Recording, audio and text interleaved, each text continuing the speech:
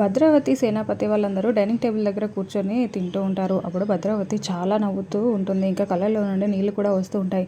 ఎందుకలా ఏడుస్తున్నారు, ఎందుకలా నవ్వుతున్నారు, కళ్ళల్లో నుండి నీళ్ళు ఎందుకు వస్తున్నాయి అని అడుగుతూ ఉంటే, ఇది సంతోషంలో నాకు చాలా సంతోషంగా ఉంది, ఈ కన్నీళ్ళు అందుకే వచ్చాయి, సంతోషంలో వచ్చిన ఆనంద బాష్పాలు ఇవి.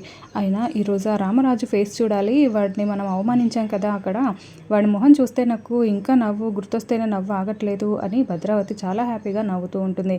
ఇంకా సేనాపతి ఏమో ఇప్పుడు వాడు కూరలు పీకేసిన పాము లాంటి వాడు ఏం చేస్తాడు, ఇప్పుడు ఏం చేయలేడు, ఇంట్లోనే మూలకు కూర్చుంటాడు, మనం చేసిన అవమానానికి ఇంకా అసలు వాడు బయటికి కూడా రాడు అని అనుకుంటూ ఉంటే అమూల్యకి చాలా కోపం వస్తూ ఉంటుంది. ఇంకా వాళ్ళందరి వైపు అలా చాలా సీరియస్గా చూస్తూ ఉంటుంది. ఇంకా భద్రావతి ఆ రామరాజు సంగతి ఇలా వదిలేయకూడదు, ఇంకా ఇంకా బుద్ధి చెప్పాలి అని అనుకుంటూ నవ్వుతూ చెప్తూ ఉంటుంది. ఇంకా దాంతో అమూల్యకి చాలా కోపం వచ్చి, ఏం మాట్లాడుతున్నారు మీరు, మా నాన్నని అలా నడి రోడ్డు మీద అవమానించడం మీకు మంచిదేనా అని అడుగుతూ ఉంటే ఇంకా ఆ మాటలకి అందరూ చాలా షాకింగ్గా చూస్తూ ఉంటారు. ఇంకా అమూల్య, మీరెప్పుడు ఎన్ని బాధలు పెట్టినా మా అమ్మ నాన్న మీకు హాని చేయాలని బాధ పెట్టాలని అనుకోలేదు, అలాంటి వాళ్ళు మా అమ్మ నాన్న, మీరు మాత్రం ఇలా చేస్తున్నారేంటి, అసలు మీకు సిగ్గులేదా అని చాలా కోపంగా మాట్లాడుతుంది.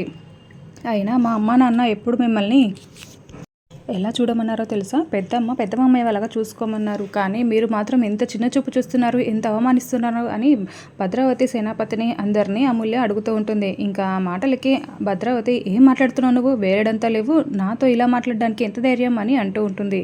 ఇంకా ఆ మాటలు విని అమూల్య ఏమీ మాట్లాడకుండా సైలెంట్గా ఉంటుంది.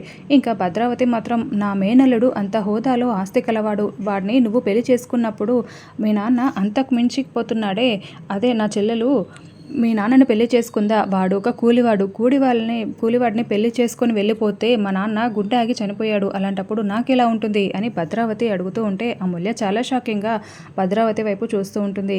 ఇక మా చెల్లి ఒక కూలివాడిని పెళ్లి చేసుకొని వెళ్తే మా నాన్న గుండె ఆగి చనిపోయాడు, అప్పుడు మా పరిస్థితి ఏంటి, అప్పుడు ఎవరైనా వచ్చి ఎవరైనా మాట్లాడారా అని భద్రావతి చాలా కోపంగా మాట్లాడుతూ ఉంటుంది.